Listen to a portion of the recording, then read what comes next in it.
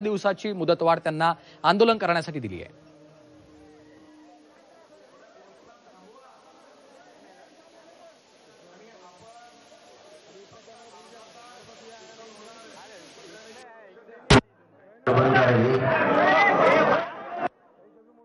येतोय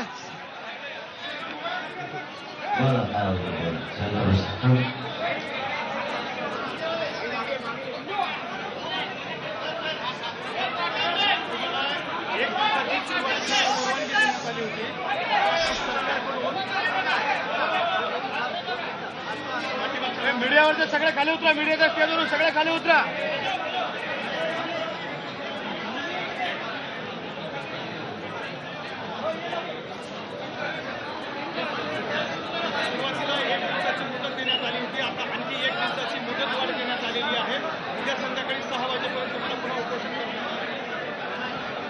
सरकारने काय केलं मला नाही,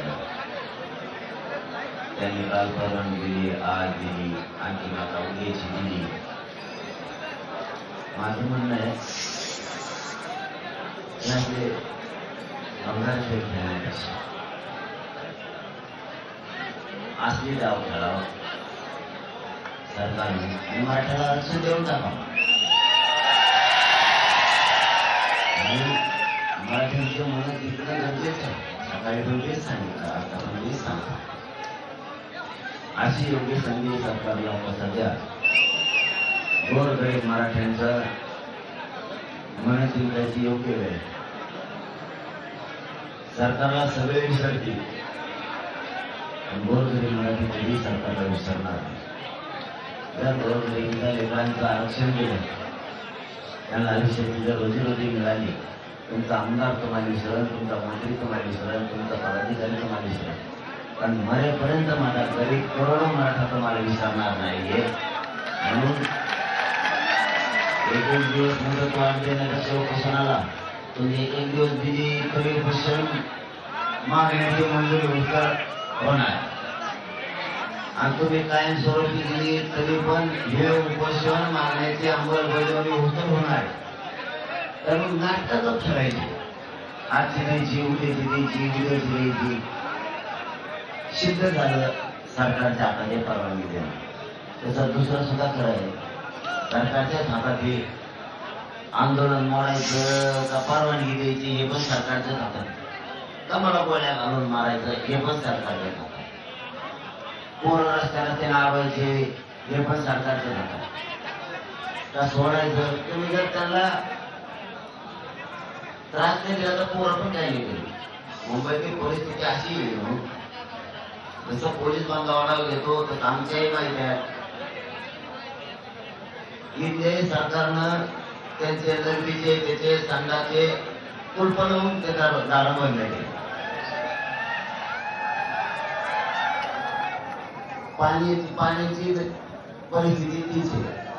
अशी माहिती मिळाली की दुकानं सुद्धा त्या जनतेची वाढ जेवणाचे बंद ठेवून, म्हणून सीएसटीला जे बाबा बसले होते पोरं त्याच्यामुळे बसले होते, त्याच्यामुळे हे प्रॉब्लेम वगैरे ते आता ज्यावेळी ते पोरं इथल्या पोलीस अधिकाऱ्यांनी बांधवांनी सांगितलं तेवढे काढायला सांगा, आपण काढायला सांगितलं त्यांनी गेट सुद्धा, पण त्यांनी ते कारण सांगितले काही सुरू नाही, पाणी प्यायला मुद्दा म्हणजे कधरून जावं मराठी मुंबईत, परत जेवायला मिळत नाही त्यांना, चहा पाणी मिळत नाही त्यांना, काही वस्तू मिळत नाही। म्हणून अरे इंग्रज कशा बेकार झाले तुम्ही, मग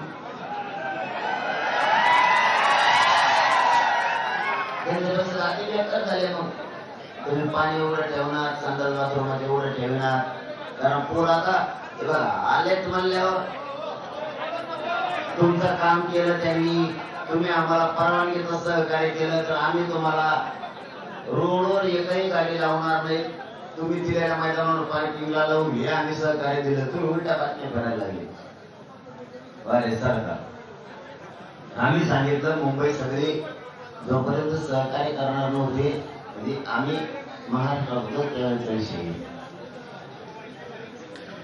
त्यांनी सांगितलं आम्ही पाय ठेवून देणार नाही, धन घेऊन देणार नाही, धन मग मराठ्यांनी ठरवलं मुंबईत आम्ही घुसणार आणि मुंबई जाम करणार. मराठे घुसले पण जाम केली पण मग सरकारनं पण सहकार्य केलं. मग आपणच सहकार्य केलं पाहिजे. सरकार आडमुठ्यात घुसलं की मराठी आडमुठ्यात घुसेल.